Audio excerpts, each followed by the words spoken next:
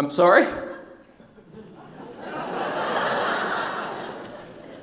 Oh, God, I've never been so glad to hear the words "be it resolved" in my life.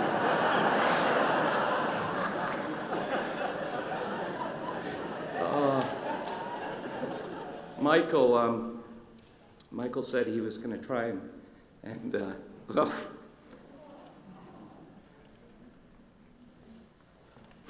Michael said he was going to try and keep things dry. I'm apparently going to try and keep things wet. I apologize to the beautiful stage management people. I'm my very first word up here, and I'm completely off script. So, thank you, David, Michael, and Wendy, for that honor. It's great to be home.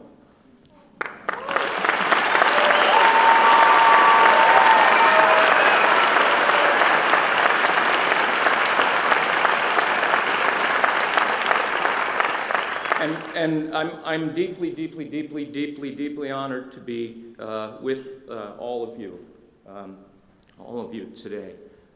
It's a very special day and a very sacred day, and I'm reminded by this graduation gown robe thing. When I got out of school, I played a lot of gang kids and street toughs, and then as I got older, I played police who arrested those kids, and then when I got older, I played lawyers who defended the police and the kids. And last year, for the very first time, I played a judge, which I think is God's way of telling me the grave is waiting. And I played a judge, and I walked into my dressing room, and there hanging were the judge's robes. And I thought, oh my God, I am going to look so austere and morally weighty and severe and mature, and it's fantastic. And I put them on, and I turned to look at myself in the judge's robes in the mirror, and I looked like a nun. I looked like a middle-aged, ridiculous nun. So, I don't know. We're here celebrating a very sacred thing, and I look like a ridiculous nun, and the provost and the chancellor look like very fancy nuns.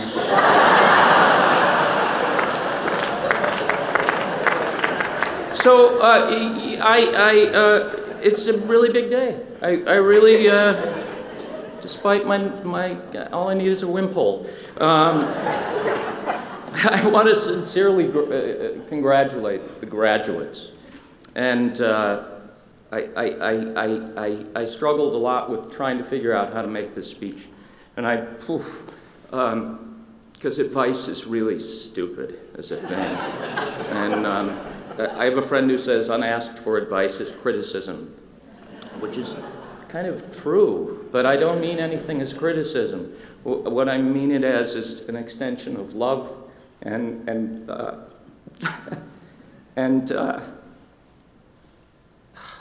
how much we need you in the arts. I went last night to the drama cabaret, and I don't quite know what I have to teach you or to say to you. I feel like I should be listening to you, honestly. So it's a struggle to come up with something. I had breakfast with. Sorry, I'm not a writer. I know it's a complete non sequitur. Hold. I had breakfast with Anthony Hopkins, and I'll pick that name up now. I had breakfast with Sir Tony a couple of weeks ago, and I asked him what his advice would be to give you, and he said, tell them to cash the producer's check immediately before the producers run out of money. So you have that from Mr. Hopkins. So anyhow, I struggled terribly with the speech, and then I remembered the speech that I heard when I was sitting on the stage graduating or rather I should say I don't remember a single word of the speech that some idiot up here made. I don't remember if it was a man or a woman. I don't remember anything about it. We were told not to throw our motor boards in the air, and I think I was concentrating on how I was going to throw my motor board in the air. I think I was thinking about a teacher I wanted to hug and say thank you to. I'm sorry, parents. I think I was probably thinking about how to ditch my parents and go to a party later that night. And I know certainly that I was thinking about the incomparably beautiful Tisha Roth, who was in my class, and whether I would summon up the courage to finally declare my love for the beautiful Tisha Roth. Tisha Roth, by the way, the only human being who could probably make a graduation gown look good. And you know, the thing is, that's right. That's what you should be doing. You're here with these people who you've fallen in love with. You're spending these last few minutes next to them, sitting with them. You shouldn't be listening to some bloviating middle-aged nun up here. But here's the deal, that's the secret. You don't have to say goodbye. I know this all feels very dramatic, but you don't have to say goodbye. Some of my best friends, the people I care most about in the universe, I formed those relationships here. People who give me great joy. Right here. Great fortitude. So you don't have to say goodbye. You can say, I'll see you down the road. And you will. One thing about going to the North Carolina School of the Arts, if you continue in the arts, is you run into people from the North Carolina School of the Arts all the time. We are everywhere. Everywhere.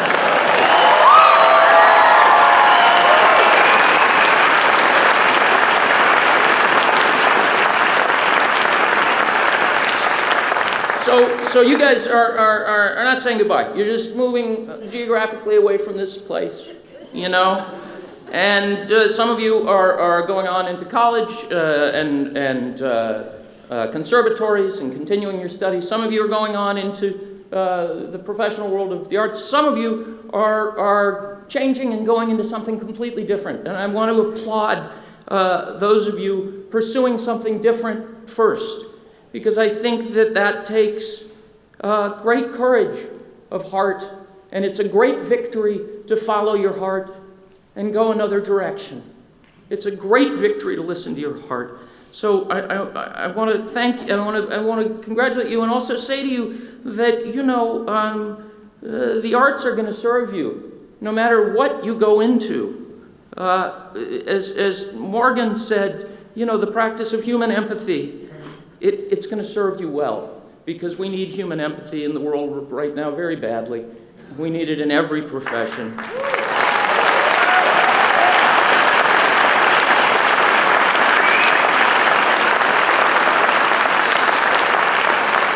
So, and to those of you pursuing the arts as well, you know what? I'm going to ask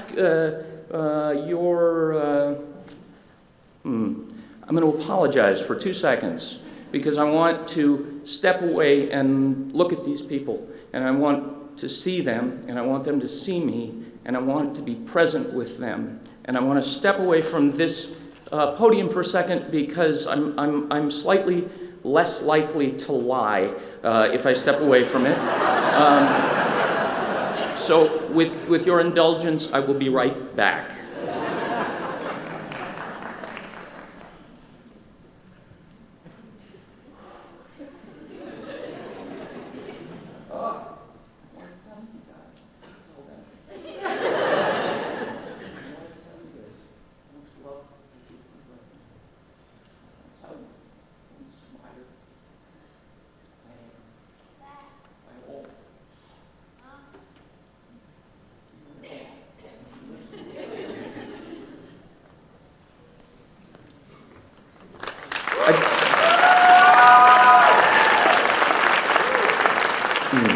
I told them I was inspired by them, and I am. I'm in awe of them. I'm in awe of their hope, and I'm in awe of their courage. I'm inspired because choosing to go into the arts is not an easy road. You know, the old name for the people in the circus is les gens de voyage, the people of the road, the people of the dust. Les gens de voyage. We're all les gens de voyage. I welcome you to the road. I'm so glad to have you on it. But it's hard, it's a tough road. It's full of isolation and distance, and it's uncertain. And during lean times, it's full of packages of ramen noodles. But for me, it is the road. It is the only road. For a lot of people in this room, it is the only road. For Rosemary Harris, God bless you, Rosemary Harris, who came and talked to my class when I was here.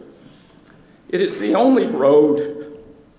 This room is full of people for whom it is the only road, and it is full of people who have prepared people, who recognize the vital importance of that road, who have prepared people to go on that road. And I am so honored to be on this stage with you. I am so grateful to have you as fellow travelers with me.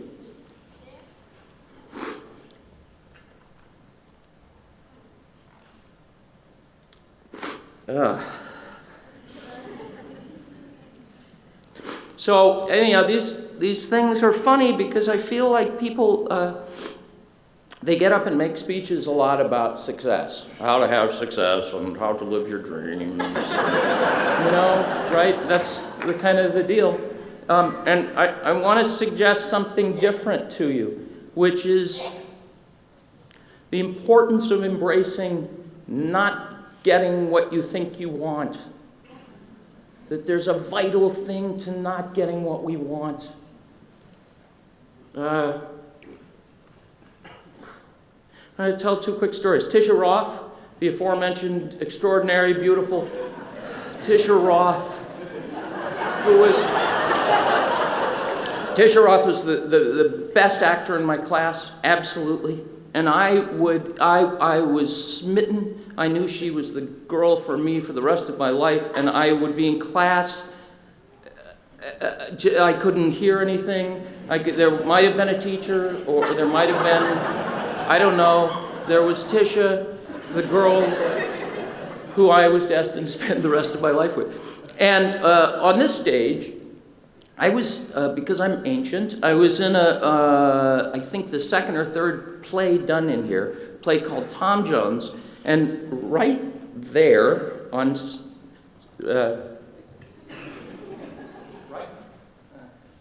was going to ask if you could hear me, but I was trained in voice and speech at the North Carolina School.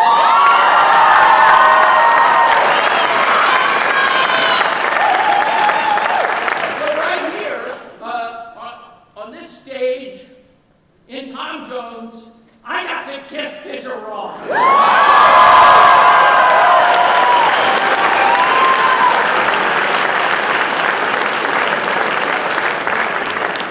I feel I'm like an Irish guy in a black polyester dashiki. Just unbelievable. I got to kiss Tisha Roth, the girl I was meant to spend the rest of my life with, except that I wasn't at all. I thought I was, but then Daisy Foote, a woman who I didn't expect, walked into my life. Daisy Foote, who in a couple of weeks I've been married to for 20 years. Daisy's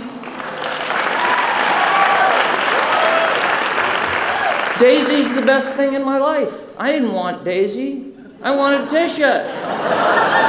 I didn't get what I wanted. I got something so much better. Another story. I have to give you odd backstory about me. When I was at the North Carolina School of the Arts, I had this weird belief that if I would only get a job in a big movie or a job on a Broadway play, I would suddenly have the skill set to do that job. It would suddenly come into me, and I would be as good as all those people I loved seeing in movies and plays. So after graduating, I got the third lead in a movie called Taipan, and it was a $58 million movie. It was the first movie ever to be a non-Chinese movie ever to be filmed in mainland China. It was based on a James Clavell novel, who's a big novelist. Jack Briley, who had just won the Oscar for Gandhi, wrote the script. So I go away and I make this movie. And I come back and I'm in New York and I go to the West Bank Cafe and I run into a guy I went to school with named Frank Ferranda. Now you have to know this about me. I always wore jeans that were festooned with holes. I always had ripped up blue jeans. And Frank noticed that for the first time ever, I was wearing jeans without holes. And he said something to me about that, and I said to him, wearing pants with holes in them when you're successful is pretentious. Wearing pants with holes in them when you're successful is pretentious.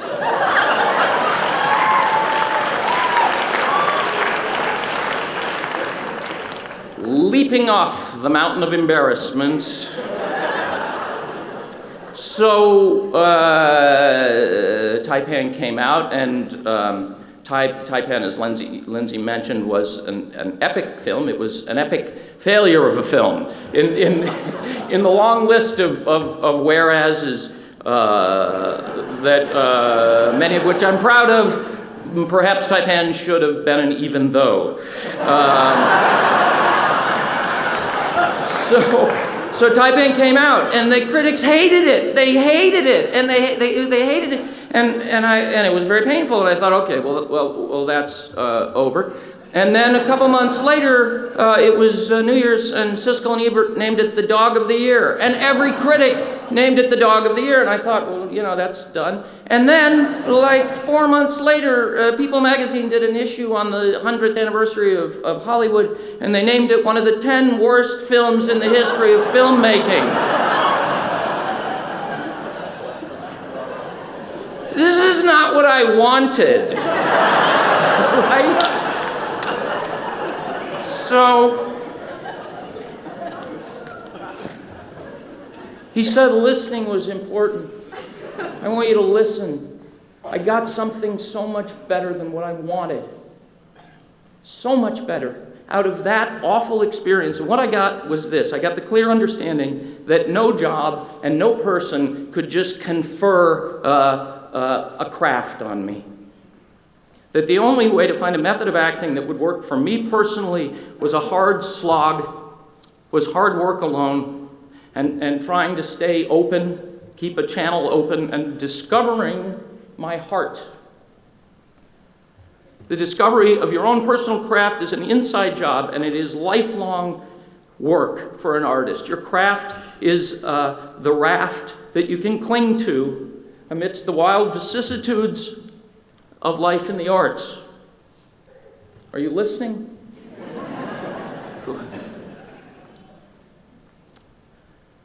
So that was a great gift. I should learn to embrace not getting what I want. Not getting what I wanted has often been my savior. You may know, as Lindsay mentioned, I do some wire walking. And I was in southern France studying with my teacher, and he said to me, if you want to get better, you need to take boxing and you need to take ballet. And so when I was in LA, I went to a boxing gym, and I went back and took ballet classes. And in ballet, we would do, bar work, which I was impressed, aren't you? I would do this bar work, which I was fine with. But then I would have to do combinations, which mortified me. I was like a moose in a flock of swans. It was awful. And I was embarrassed. And we had this teacher who was this like lion. He was this like ferocious old queen who was, he had been through gay rights, and he had been through AIDS, and he was hardened by those experiences. He was like he had a will of iron, and he was ferociously himself. So I step out to do this combination, and he yelled at me, "Guinea, what are you going to do with all that failure you have inside yourself?" You do know it's the one thing I can't fix. You know that, don't you? In front of everybody, and I was mortified. It was horrible. Again, not what I wanted. I think probably the greatest piece of advice that I have ever been given. And not what I wanted. What I probably wanted was praise. I wanted to swill at the ego trough. But he's right, because my craft is my job, and it's an inside job, you know? When I was at the School of the Arts, there was an old upright piano that they threw out. I guess it had been there a long time, and it was in a trash heap, and I noticed something about it. I noticed that there was a pedal, one of the floor pedals, that had a big hole in it. And I stole it. I did. I took the pedal off of the piano. It was being thrown out, the piano. But it was meaningful to me because, and it's sitting on my piano at home right now, because that hole was from thousands of hours of practice, of people playing scales, of people working. I like to think that those thousands of hours of practice that wore away that pedal were about evolving a kind of technique that, with or without the instrument, would open up the heart to speak directly to the audience. Craft is a doorway which will let you dance beyond the confines of your body. It will let you do things in your acting you never knew you could do. Let you paint and sculpt things you had no idea of. It is a doorway. It is a discipline and a doorway to those things. Now, I'm sure some of you out there who are going, what the hell is he talking about? And the arts are weird, and they're full of secrets, and they're ineffable. And maybe because of the fact that they're ineffable, the arts are discounted. They're not valued. In the Middle Ages in Europe, actors weren't even allowed to be buried. That's true. And maybe it's because they're ineffable that they're scorned. The arts are. They're useless and immaterial and absurd, and they are the most powerful thing in the world because they come from our hearts. The development of a personal craft, a method, comes from listening and from having the fortitude to keep yourself open, and from the discovery of your own heart. If you can contact your heart, you can play its beats, you can dance to its callings, and through the brazen unmasking of yourself, you can sing our common humanity. So please listen to the clarion call of your heart. The world needs you. It needs truth, your engagement. And I want to very quickly say, as part of that life in the arts in no way means to abdicate your responsibilities politically. And I'm not talking about being a Republican or a Democrat or anything like that. I'm talking about engagement, that it's vital that we all stay engaged. I think that Meryl Streep has as much a right to talk as Joe the Plumber. And I think Joe the Plumber has as much a right to talk as Meryl Streep. And if you think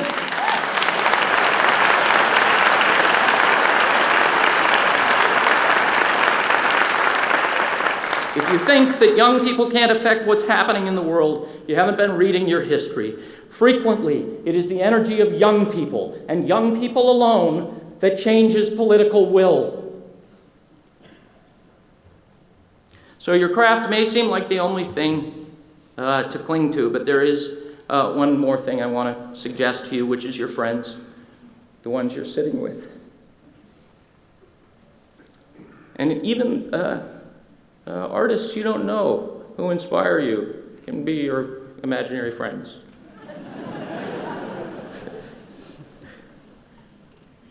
And I want to just say I don't subscribe to the idea of competition. Competition, as we know, comes from co-petition. Co-petition, meaning we're all petitioning together. We're all marching together. The ancient Greek Roman warriors would co-petition Mars. Actors would co-petition Dionysus. We're petitioning the same god or goddess, as you will, of creativity together. We're not stabbing each other in the back. We're there together. And I promise you that you're going to need your friends lifting you up, and your friends are going to need you lifting them up. So, to the graduates, I want to wish you, and I want to wish everybody in this room, fearlessness to discover your own heart, and the courage to let others see it, the fortitude to keep yourself open, and as Mr. Rothkopf said, the ability to listen. In conclusion, I just want to read 3 lines from a Robert Bly poem called Listen. The hermit said, because the world is mad, the only way through the world is to learn the arts and double the madness. Are you listening? Thank you. Congratulations.